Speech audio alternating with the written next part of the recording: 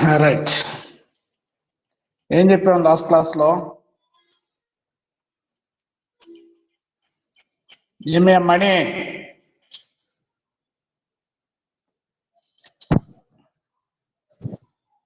Hello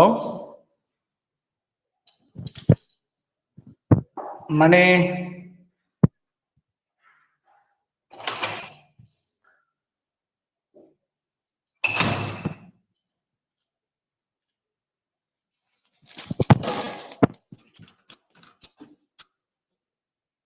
hello. నిష్పత్తుల విశ్లేషణ గురించి చెప్పాం నిన్న. ఏం చెప్పాం? ఐడియా ఉందా? ఏమన్నా అర్థమైందా?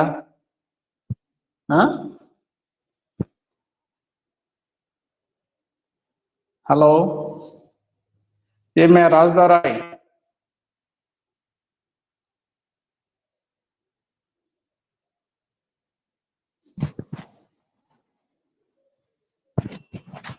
ఎవరు రెస్పాండ్ కదా. సో కాబట్టి ఇక్కడ ఆర్థిక విశ్లేషణకు ఉపయోగించేటువంటి సాధనాలలో నిష్పత్తుల విశ్లేషణ ప్రధానమైనది అని చెప్పాం.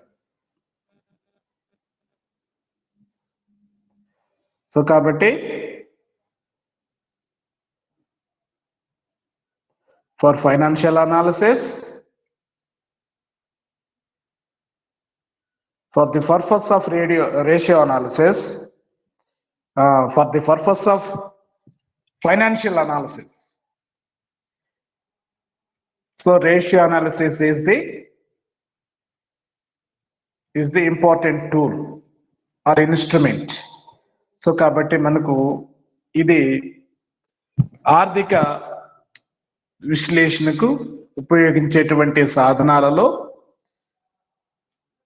నిష్పత్తుల విశ్లేషణ అనేది ప్రధానమైనది అని చెప్పాం. అలాగే నిష్పత్తి అంటే ఏం చెప్పాము? రెండు అంకెల మధ్యన గల సంబంధాన్ని వివరించడానికి నిష్పత్తి లేదా రెండు అంతకంటే ఎక్కువ ఉన్న వాటి సంబంధం. ఈ విధంగా నిష్పత్తి అంటే రెండు అంకెల మధ్యన గల అంకగణిత సంబంధం. సో కాబట్టి రెండు గణక సంబంధమైన భావార్థాల భాగాహార లబ్ధాన్ని మనము నిష్పత్తిగా నిర్ణయించవచ్చు. ఫర్ ఎగ్జాంపుల్, మనం ఇప్పుడు 4000 ని అంకెను 10,000 అంకెతో విభజించగా నిష్పత్తి ఎలా చెప్పవచ్చు? ఎలా ఉంది? 4 లేదా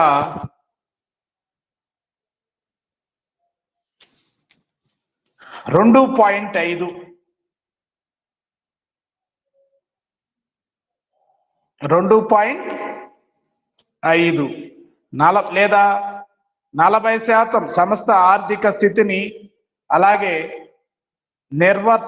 నిర్వర్తనను సమీక్షించడానికి నిష్పత్తిని కొలమానంగా చెప్పవచ్చు. నిష్పత్తిని మనము కొలమానంగా చెప్పవచ్చు అని చెప్పారు. సో కాబట్టి రెండు గణిత సంబంధమైన భావార్థాల భాగాహార లబ్ధాన్ని మనం నిష్పత్తిగా చెప్తున్నాం. సో కాబట్టి ఇప్పుడు 4,000 అంకె 10,000 ఈ రెండు అంకెలు తీసుకున్నాం అనుకోండి. ఆ రెండు అంకెల మధ్య సంబంధం ఎలాగా ఉంది? 40% 60%గా ఉంది, లేదా 4:6గా ఉంది. దాన్ని సింప్లై చేస్తే ఇంకా 4:10గా ఉంది. దాన్ని సింప్లైజేషన్ చేసినాం అనుకోండి, ఇంకా 2:5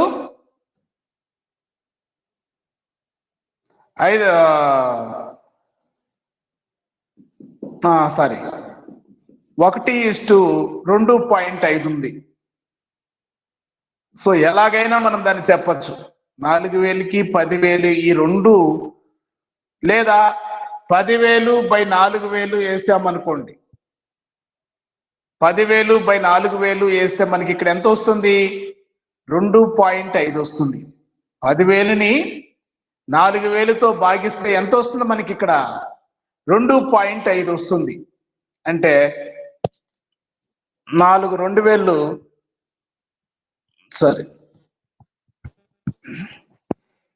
4,000 8,000 పోతే ఇంకా 10,000 2,000 ఉంది కాబట్టి 0.5 కాబట్టి మొత్తం 2.5 వస్తుంది. సో ఈ విధంగా మనము 2 అంకెల మధ్య సంబంధమైన భావార్థాల భాగహార లబ్ధాన్ని మనం ఇక్కడ నిష్పత్తిగా చెప్పవచ్చు.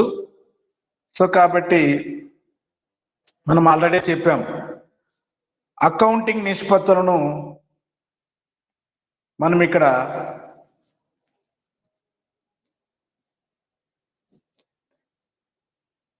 రేటు, శాతం, రెట్లు ఇట్లా చెప్పొచ్చు. ఓకే. సో కాబట్టి నెక్స్ట్ నిష్పత్తుల విశ్లేషణ ప్రాముఖ్యం లేదా ప్రయోజనం. నిష్పత్తుల విశ్లేషణ ప్రాముఖ్యం లేదా ప్రయోజనం. ఆర్థిక నివేదికలోని అంశాల గ్రూపుల మధ్య సంబంధాన్ని నిర్ణయించి తెలియపరిచే విధానాన్ని మనం ఇక్కడ నిష్పత్తి విశ్లేషణ అంటాము. అయితే ఆర్థిక విశ్లేషణకు ఇది ఒక శక్తివంతమైనటువంటి సాధనంగా ఉపయోగపడుతుంది. రేషియో అనాలిసిస్ అనేది, నిష్పత్తుల విశ్లేషణ అనేది ఆర్థిక విశ్లేషణకు ఒక శక్తివంతమైనటువంటి సాధనంగా ఉపయోగపడుతుంది. సంస్థ ఆర్థిక పరిపుష్టి, పటిష్టత, స్థితి అలాగే లోపాలకు నిష్పత్తులు సూచికలుగా పనిచేస్తాయి. సో కాబట్టి నిష్పత్తి విశ్లేషణ ఉపయోగాలను మనం చూసినట్లయితే ఆర్థిక స్థితి విశ్లేషణకు మనకు నిష్పత్తి విశ్లేషణ అనేది ఉపయోగపడుతుంది. ఎలాగే అంటే అకౌంటింగ్ నిష్పత్తులు సంస్థ యొక్క ఆర్థిక స్థితిని వెల్లడి చేస్తాయి. అలాగే బ్యాంకులకు, ఆర్థిక సంస్థలకు, ఫైనాన్స్ కంపెనీలకు, ఆర్థిక సంస్థలకు అలాగే రుణాలకు సంబంధించినటువంటి వాటిలో పెట్టుబడి నిర్ణయాలు తీసుకోవడానికి గాను ఈ నిష్పత్తులు మనకు ఎంతగానో ఉపయోగపడతాయి. అలాగే అకౌంటింగ్ అంకెలను సూక్ష్మీకరించడానికి ఉపయోగపడుతుంది. కార్యావర్తన సామర్థ్యాన్ని సమీక్షించడానికి నిష్పత్తి విశ్లేషణ ఉపయోగపడుతుంది. భవిష్యత్ అంచనాలకు ఉపయోగపడుతుంది. సంస్థ బలహీనతలు గుర్తించడానికి ఉపయోగపడుతుంది. అలాగే నిర్వర్తనను పోల్చడానికి ఉపయోగపడుతుంది. ఇవన్నీ మనకు నిష్పత్తుల విశ్లేషణ వల్ల ఉపయోగాలు నిన్న కూడా చెప్పాం. అలాగే నిష్పత్తుల విశ్లేషణ, ఆర్థిక నిష్పత్తులు అంటున్నాం వీటిని. ఆర్థిక నిష్పత్తుల పరిమితులు, limitations of finance accounting ratios. కాబట్టి అవాస్తవమైనటువంటి అకౌంటింగ్ సమాచారం వలన తప్పుడు ఫలితాలు ఏర్పడతాయి. ఏమైనా అకౌంటింగ్ లో కనుక ఏదైనా తప్పు జరిగి ఆ సమాచారం ఆధారంగా మనము రేషియోస్ ప్రిపేర్ చేసినట్లయితే మనకు మొత్తం తప్పులు ఏర్పడేటువంటి అవకాశం ఉంది అనేది మనం ఇక్కడ మొదటి పరిమితి కింద, లిమిటేషన్స్ కింద చెప్పుకోవడం జరుగుతుంది. కాబట్టి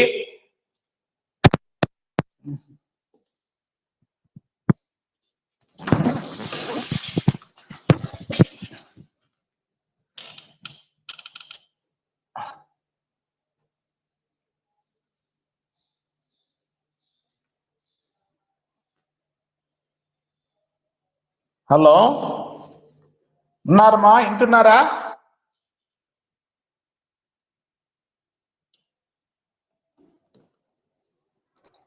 మీరెవరు, ఏ ఊరు, ఏమి రెస్పాండ్ కారు? వాయిస్ వినొస్తుందా, వింటున్నారా లేదా అనేది ఏం తెలియదు. ఏమ్మా బృందా? 11 మంది జాయిన్ అయినారు. Hello sir. వింటున్నారమ్మా? నిష్పత్తుల విశ్లేషణ. ఎస్ సార్, వింటూ ఉన్నాం. Very good.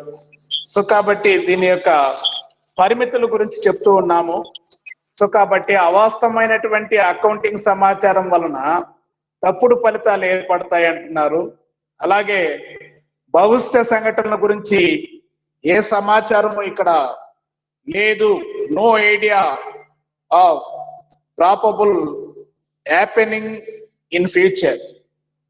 భవిష్యత్తు అంటే గత ఆర్థిక నివేదికలు అనుసరించి విశ్లేషణ చేయడమే నిష్పత్తి విధానం. భవిష్యత్తులో జరగబోయేటువంటి వాటిని గురించి మనం ఇక్కడ వివిధ అభిప్రాయం, ఏ విధమైనటువంటి అభిప్రాయం ఉండదు. ఎందుకంటే మనము రేషియో అనాలిసిస్ అనేది గతంలో ఉండేటువంటి జరిగినటువంటి అమ్మకాలు, లేకపోతే దాని మీద నికర లాభము, స్థూల లాభం ఎంత ఉందో, నికర లాభం ఎంత ఉందో అనేది కడతాం. సో కాబట్టి ఇక్కడ ఫ్యూచర్ కి సంబంధించినటువంటి ఎలాంటి ఏ విధమైనటువంటి అభిప్రాయము ఉండదు.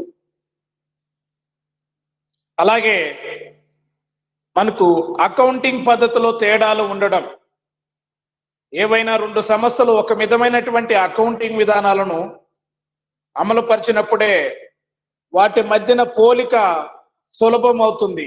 కాబట్టి ఇక్కడ అకౌంటింగ్ విధానంలో కూడా కొన్ని తరుగుదల విధానము, స్టాక్ లెక్కింపు విధానాలలో రెండు సంస్థలు కూడా వేరు వేరు పద్ధతులను అమలుపరిచినప్పుడు వాటి ఆధారంగా విశ్లేషణ చేపట్టినట్లయితే ఇవి తప్పుదారి పట్టిస్తాయి. సో కాబట్టి రెండు సంస్థలు తరుగుదల లేదా ఇన్వెంటరీ, స్టాక్ లెక్కింపు అనేటివి ఒకే పద్ధతులు లెక్కట్టినటువంటివి అయితే మనకు కరెక్ట్ గా వచ్చేటువంటి అవకాశం ఉంటుంది. సో కాబట్టి ఇక్కడ మనకు తరుగుదల లెక్కించడానికి, స్టాక్ ను విలువ కట్టడానికి వేరు వేరు అకౌంటింగ్ పద్ధతులు ఉన్నాయి. కాబట్టి మనకి ఇక్కడ ఈ నిష్పత్తులు తీసుకొని వేరు ఒకే రకమైనటువంటి సంస్థలతో పోల్చి చూస్తే అక్కడ తేడాలు వచ్చేటువంటి అవకాశం ఉంటుంది. ఎందుకంటే అకౌంటింగ్ విధానంలో తేడాలు ఉన్నాయి. రైట్. అలాగే ధరల స్థాయి మార్పు. ధరల స్థాయిలో మార్పులు ఉన్నట్లయితే వివిధ సంవత్సరాలలో పోలిక కష్టం. సో కాబట్టి ధరలు అనేటివి మారుతూ ఉంటాయి. సో ఇప్పుడు మనకు అమ్మకాలు 10 లక్షలు ఉన్నాయి అనుకోండి, నెక్స్ట్ కి 20 లక్షల అమ్మకాలు అయినంత మాత్రాన మనం మొత్తం అమ్మకాలు పెరిగినాయి అనుకోలేము. అమ్మిన వస్తువులు అటువంటి వ్యయం కూడా పెరిగి ఉండొచ్చు కదా కూడా. అర్థమవుతుందా? సో కాబట్టి మనం ఇప్పుడు అమ్మకాలు 10 లక్షలు గత సంవత్సరం తీసుకుంటే, ప్రీవియస్ ఇయర్, కరెంట్ ఇయర్ 20 లక్షలు అన్నాం అనుకో, లేదా 15 లక్షలు అన్నాం అనుకో, అమ్మకాలు పెంపొందించిందే అనుకోలేం కదా. అమ్మకాలు 5 లక్షల అమ్మకాలు పెరగడం వల్లే అనుకోలేం కదా. అమ్మిన వస్తువులు వ్యయము పెరగడం వల్ల కూడా 15 లక్షలు కమ్మి ఉండొచ్చు కదా. అవునా కదా? ఫర్ ఎగ్జాంపుల్ మీరు తీసుకోండి, ఆయిల్ ప్యాకెట్స్ మన కరోనా ముందు 95, 100 ఉండేది. ఇప్పుడు 150, 160, 170 ఉంది. సో కాబట్టి 100 రూపీస్ అమ్మినప్పుడు 10 lakhs వేసుకొని ఉంటే, ఇప్పుడు 170 అదే యూనిట్స్ కూడా అమ్మినా కూడా ఇప్పుడు వాడికి అమ్మకాలు = 17 lakhs అవుతుంది. అప్పుడు 10 lakhs అయ్యేటువంటిది రేటు పెరిగింది కాబట్టి ఇప్పుడు ఎంత అవుతుంది?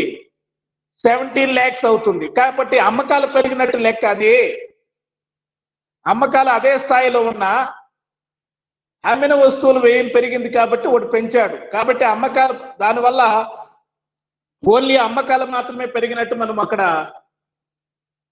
అనుకోలేము. అర్థమవుతుందా? సో కాబట్టి ధరల స్థాయిలో మార్పు లేకుండా ఉంటే మనం అనుకున్నట్టు పోల్చి చూడడం వల్ల గత సంవత్సరం, ఈ సంవత్సరం, లేకపోతే ఒక సంస్థ ఇంకో సంస్థ పోల్చి చూడడం వల్ల ప్రయోజనం ఉంటుంది. Okay, right. అలాగే ఒకే నిష్పత్తుల విశ్లేషణ వల్ల పరిమిత ఉపయోగం. సో నిష్పత్తి విశ్లేషణ అనేది ప్రారంభ చర్య మాత్రమే. ఇది మనము సాధారణంగా ఒకే నిష్పత్తి ఏ విధమైనటువంటి అర్థాన్ని సూచించదు. సో కాబట్టి మౌనం వివిధ కోణాల్లో సంస్థ యొక్క ఓన్లీ లాభాలు తగ్గాయి లేదా లాభాలు పెరిగాయి అంటే ఆ కోణంలోనే కాదు, ఇంకా అనేక లాభాలు పెరగడానికి లేదా లాభాలు నష్టాలు వచ్చాయి, నష్టాలు రావడానికి అనేక కారణాలు ఉండొచ్చు కదా. ఫర్ ఎగ్జాంపుల్, ఇటువంటి పరిస్థితుల్లో ఈ కోవిడ్ పాండమిక్ ఉండేటువంటి టైంలో మనకు కొన్ని వ్యాపార సంస్థలు అమ్మకాలు తగ్గిపోంటాయి, నష్టాలు వచ్చుంటాయి. అందువల్ల ఆ సంస్థ యొక్క క్వాంటిటీ ఉత్పత్తి బాగలేదని మనం భావించవచ్చా? లేదు కదా. పరిస్థితులు అనుకూలంగా లేనప్పుడు కూడా మనము ఒకే నిష్పత్తి వలన మనము వివిధ కోణాల్లో చూడాలి. సో కాబట్టి ఒకే నిష్పత్తి వలన పరిమితి ఉపయోగం ఉంటుంది. అలాగే ఇక్కడ మనకు ఇంకా ఒకటి ఏం చెప్పిందంటే సరైనటువంటి ప్రమాణాలు ఉండవు అంటాడు, నో కామన్ స్టాండర్డ్స్. సో కాబట్టి ఒక పరిశ్రమకు మరో పరిశ్రమకు స్వభావంలో ఎంతో తేడా ఉంటుంది. అట్లాగే ఒకే పరిశ్రమలో కూడా సంస్థకు మధ్య పరిస్థితులు తేడా ఉంటాయి. సో కాబట్టి ఇక్కడ మనము ఓన్లీ ఆ సంస్థకు అమ్మాలు పెరిగాయి లేదా లాభాలు పెరిగాయి అంటే ఆ సంస్థకు ఉన్నటువంటి పరిధి దాని యొక్క పరిస్థితులు వేరు. సో కాబట్టి మనకు ఇవి ఇక్కడ చెప్పేటువంటి ఈ ఆర్థిక నిష్పత్తుల పరిమితులు, లిమిటేషన్స్ ఆఫ్ అకౌంటింగ్ రేషియోస్. ఏం చేస్తాడు మళ్ళొకసారి చూడండి. అవాస్తవమైనటువంటి అకౌంటింగ్ సమాచారం వల్ల ఫలితాలు ఏర్పడతాయి. మనము ఫైనాన్షియల్ అకౌంటింగ్ లో తీసుకున్నటువంటి సమాచారం కరెక్ట్ గా వస్తే రేషియోస్ కరెక్ట్ గా వస్తాయి. లేదా ఒకవేళ అవాస్తవమైనటువంటి అకౌంటింగ్ సమాచారంతో మనము రేషియోస్ ప్రిపేర్ చేస్తే మొత్తం ప్రయోజనం లేకుండా పోతుంది. అంతా వచ్చేటువంటి ఫాల్స్ రిజల్ట్స్ వస్తుంది మనకు. ఓకేనా? అలాగే భవిష్య సంఘటనల గురించి ఏ సమాచారము లేదు అని చెప్పాను. ఎందుకంటే ఆర్థిక నివేదికలో అనుసరించేది మనము గత సంవత్సరంలో ఉండేటువంటి ఆర్థిక నివేదికలో సమాచారం తీసుకొని మనము నిష్పత్తుల విశ్లేషణ, రేషియో అనాలిసిస్ చేస్తున్నాం. అయితే భవిష్యత్తును గురించి మనకి ఇక్కడ ఎలాంటి అభిప్రాయం అనేది ఉండదు. నెక్స్ట్, అకౌంటింగ్ లో పద్ధతులు తేడాలు ఉన్నాయి. అకౌంటింగ్ లో కొన్ని పద్ధతుల్లో తేడాలు ఉన్నాయి. తరుగుదలను విలువ కట్టడంలో కానీ, అలాగే ఇన్వెంటరీని విలువ కట్టడంలో కానీ ఇట్లో తేడాలు ఉన్నాయి. కాబట్టి ఒక రెండు సంస్థలకు మనం పోల్చేటప్పుడు రెండు ఒకే విధమైనటువంటి పద్ధతిని అవలంబించున్నాయా లేదనేది అక్కడ సమస్యగా మారుతుంది. అలాగే ధరల స్థాయిలో మార్పు. సో కాబట్టి మనకు అమ్మకాలు పెంపొందించినంత మాత్రాన, ఫర్ ఎగ్జాంపుల్ ఉదాహరణకు మనం చెప్పాం, లాస్ట్ ఇయర్ 10 lakhs ఉన్నటువంటి అమ్మకాలు ఈ సంవత్సరం 17 lakhs కొట్టింది అనుకోండి. ఓన్లీ మనకు లాభాలు చేసినట్ట, అమ్మకాలు పెంపొందించినట్టు మనం భావించుకోవచ్చు. అదే యూనిట్లు అమ్మిన అమ్మకం వ్యయాలు పెరిగినప్పుడు మనం ఆటోమేటిక్ గా అమ్మకాలు పెరుగుదల చూపిస్తుంది. నంబర్ ఆఫ్ యూనిట్స్ అదే విధంగా ఉన్నా, పోయిన సంవత్సరము వాడు 10 లక్షలు అంటే ఫర్ ఎగ్జాంపుల్ 100 రూపాయలు ప్యాకెట్ వేసుకుంటే ఎన్ని ప్యాకెట్లు అమ్ముంటాడు అనుకుంటాం? 1000 ప్యాకెట్లు అమ్మితే ఎంత వస్తుంది? 100 × 1000 లక్ష అంటే 10,000 ప్యాకెట్లు అమ్ముంటాడంటే 10,000 ఇంటూ వేస్తే 10 లక్షలు వచ్చింది. ఈసారి అదే 10 లక్షలకి అమ్మి 170 కాబట్టి ఎంత వస్తుంది? 10,000 అమ్మితే 17 లక్షలు వస్తుంది. కాబట్టి అక్కడ మనము అమ్మకాలు పెంపొందించిన అదే యూనిట్లు అమ్మాడు కదా.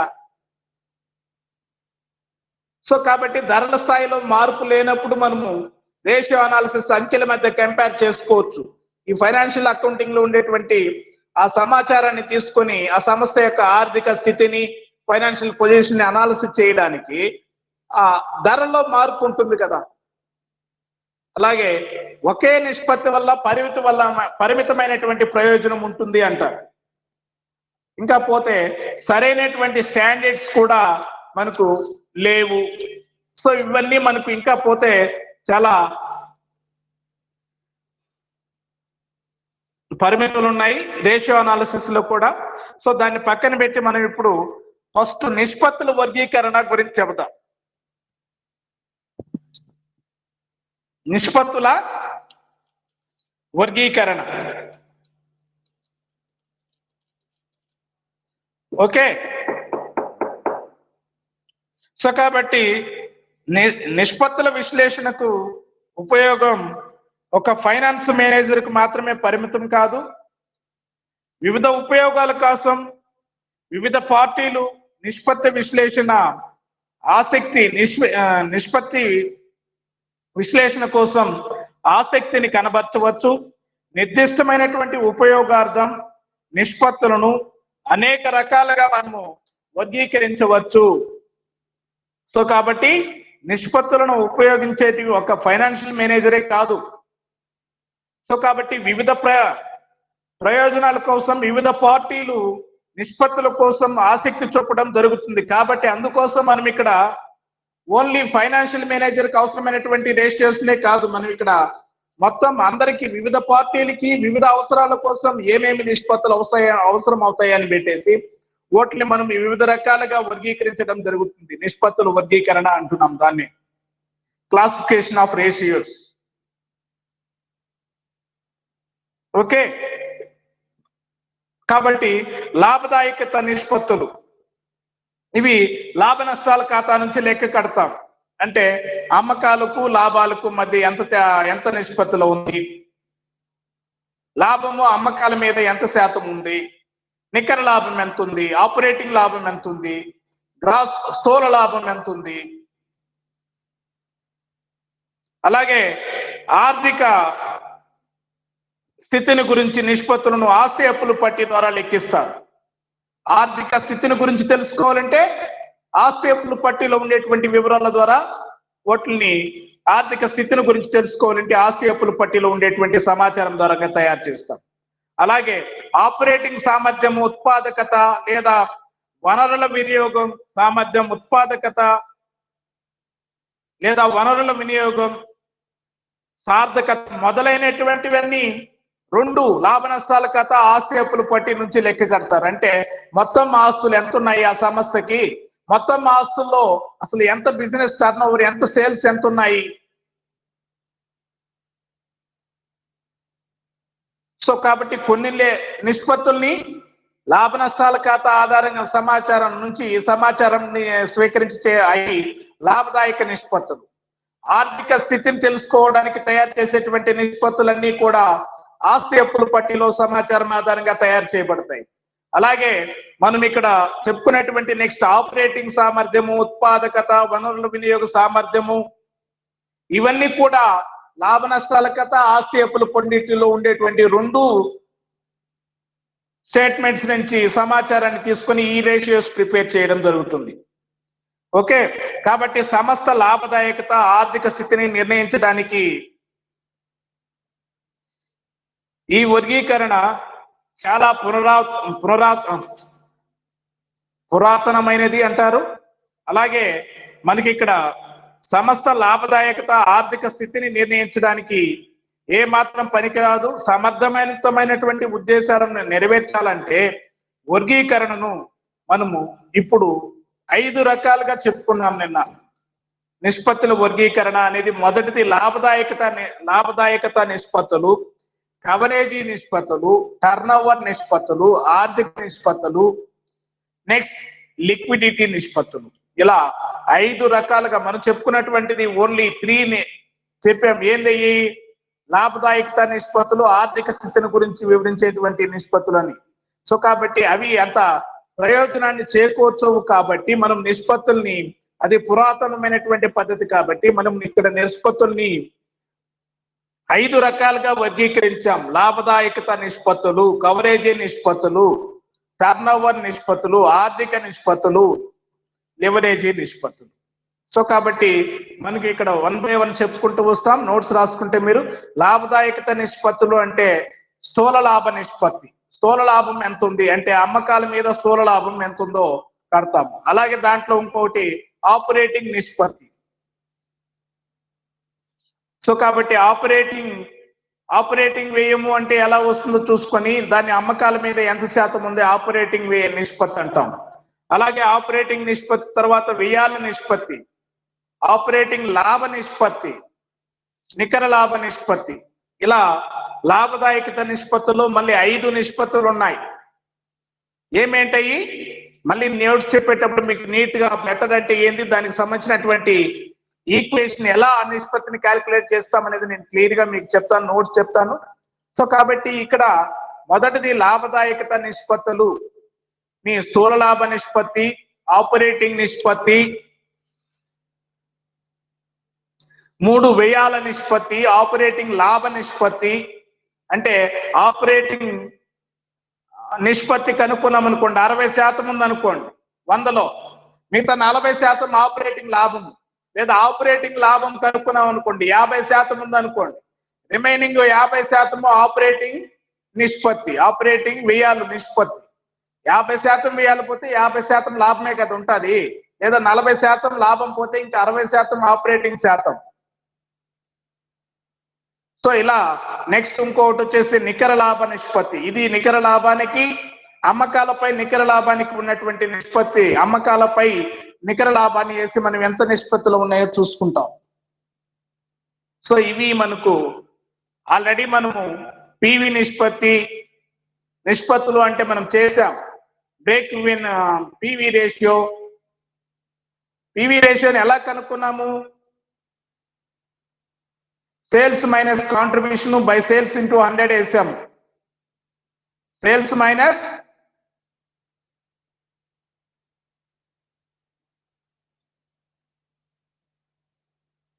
Minus V variable cost, sorry, అదే కాంట్రిబ్యూషన్ బై అమ్మకాలు into 100 is equal to PV ratio అని చెప్పాము, ప్రాఫిట్ వాల్యూమ్ రేషియో. సో అలాంటి అవే ఇక్కడ రేషియోలు అంటే ఇంకేం లేదు, 2 అంకెల మధ్య. ఇప్పుడు అమ్మకాలు 1,00,000 అంటే నికర లాభం 20,000 అంటే ఎంత శాతం ఉంది అమ్మకాల్లో? 20,000 అనేది 20% ఉంది. 80% అమ్మిన వస్తువులు వ్యయము, రిమైనింగ్ 20% లాభము. సో ఇలా మనము 2 అంకెల మధ్య సంబంధం, అంకగణిత సంబంధం, లేదా 2 అంకగణిత భావార్థాల భాగహార లబ్ధాన్ని మనం ఇక్కడ నిష్పత్తిగా చెప్పవచ్చు. రైట్. సో ఇవన్నీ చెప్తాము.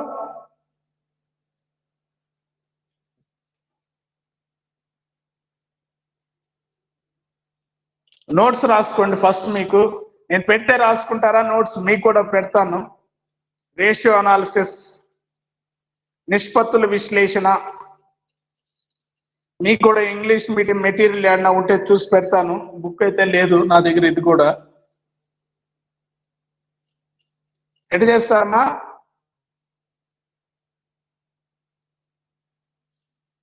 హలో, రెస్పాండ్ కాండి, చెప్పండి. మీ దగ్గర ఏమన్నా బుక్స్, ఏమన్నా మెటీరియల్స్ కొనుక్కున్నారా మీరేమన్నా? కేఎస్ఆర్ మెటీరియల్ ఉంది సార్. దాంట్లో రేషియోస్, ఇంకా ఇది కూడా ఒక 1 వీక్ లో కంప్లీట్ చేస్తాం. చాలా సింపుల్ గా ఉంటుంది యూనిట్. ఇది కంప్లీట్ చేస్తే మళ్ళీ ప్రాజెక్ట్ వర్క్ గురించి చెప్పి మీరు ప్రాజెక్ట్ వర్క్ రెడీ చేసి పెట్టుకోవాలి.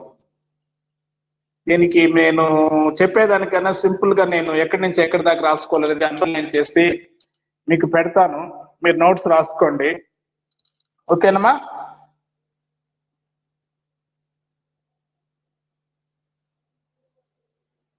ఓకేనా? మీకు ఏదైనా నాకు మెటీరియల్ ఏదైనా దొరికితేనే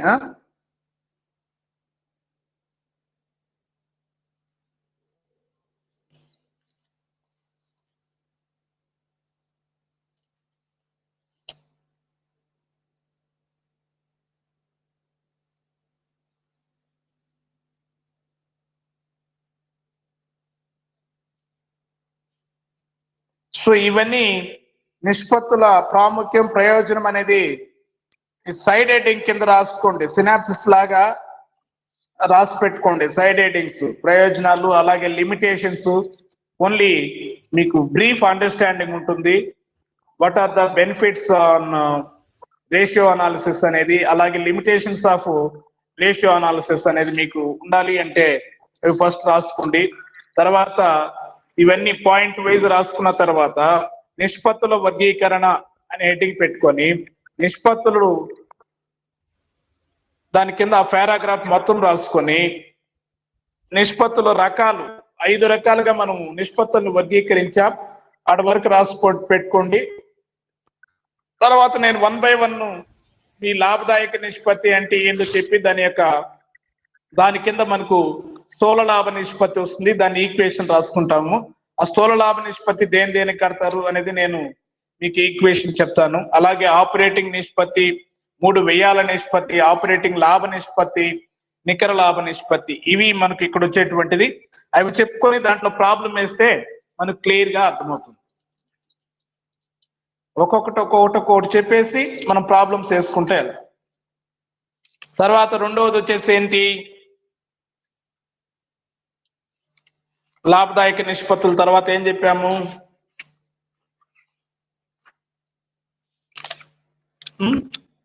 కవరేజీ నిష్పత్తులు, టర్నోవర్ నిష్పత్తులు, ఆర్థిక నిష్పత్తులు, లివరేజ్ నిష్పత్తులు, ఇలా 1 by 1 చెప్పుకొని వెళ్ళి ఫస్ట్ లాభదాయక నిష్పత్తులు అంటే ఏమి, అయ్యి 5 ఉన్నాయి. 5 గురించి చెప్పుకొని దాని ఈక్వేషన్స్ రాసుకొని దాంట్లో ప్రాబ్లం వేద్దాం. ఓకేనమ్మా?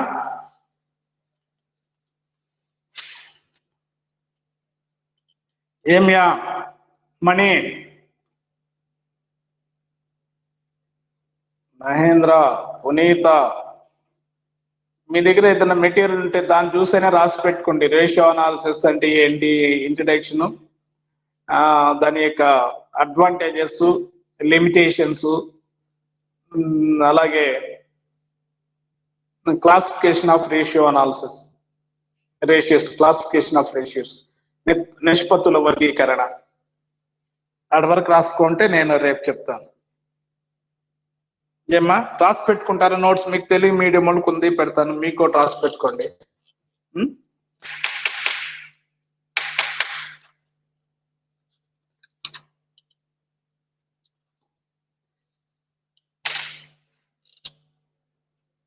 చెప్పాలి మీరు, రెస్పాండ్ అవి చెప్పాలి నాకు. ఏమి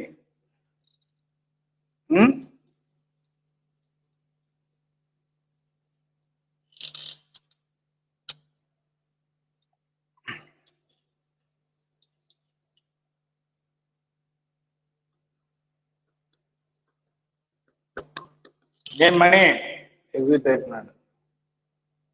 జ్యోతి, ఉదయ్ కుమార్, ఎక్కడున్నావు ఉదయ్ కుమార్?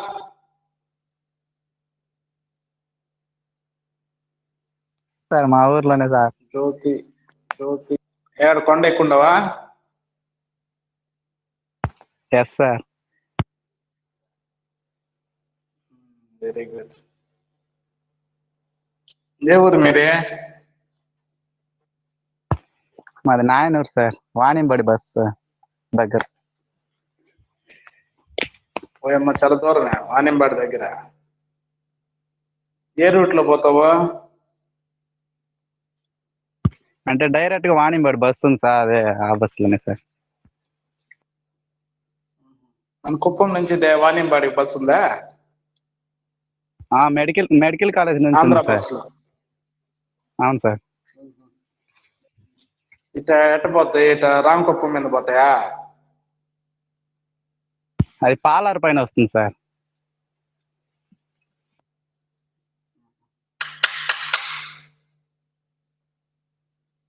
సరే సరే, మరి అయితే ఇంకా రిమైనింగ్ వాళ్ళు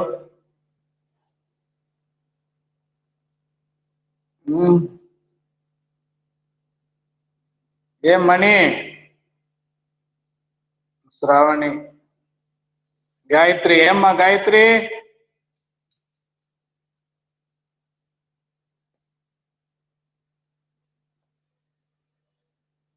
సరే, అటు వరకు నోట్స్ రాసుకోండి మా, సింపుల్ గా మీ దగ్గర ఉండేటువంటి మెటీరియల్స్ లో అయినా.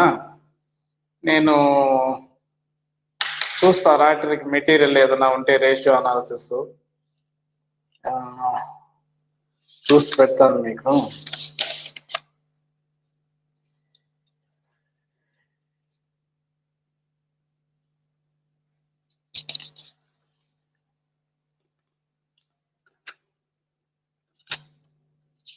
Classification of ratios.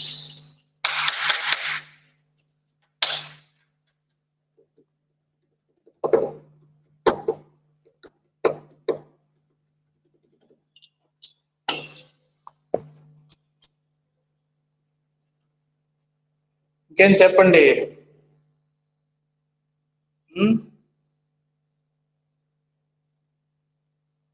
ఏమ్మా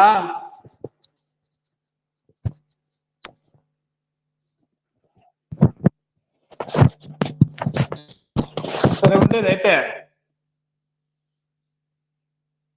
మండే లోపల మీకు మెటీరియల్ చూస్తాను. మీకు కూడా మీకు ఇది పెడతాను, రాసుకోండి తెలుగు మీడియం వాళ్ళకి.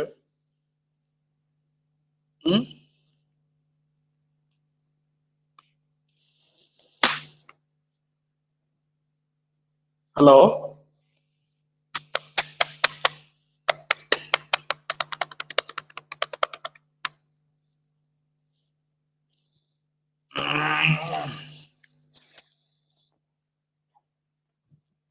ఏమ్మా బృందా, ఏం మళ్ళీ రమ్య అటెండ్ కాలేదే?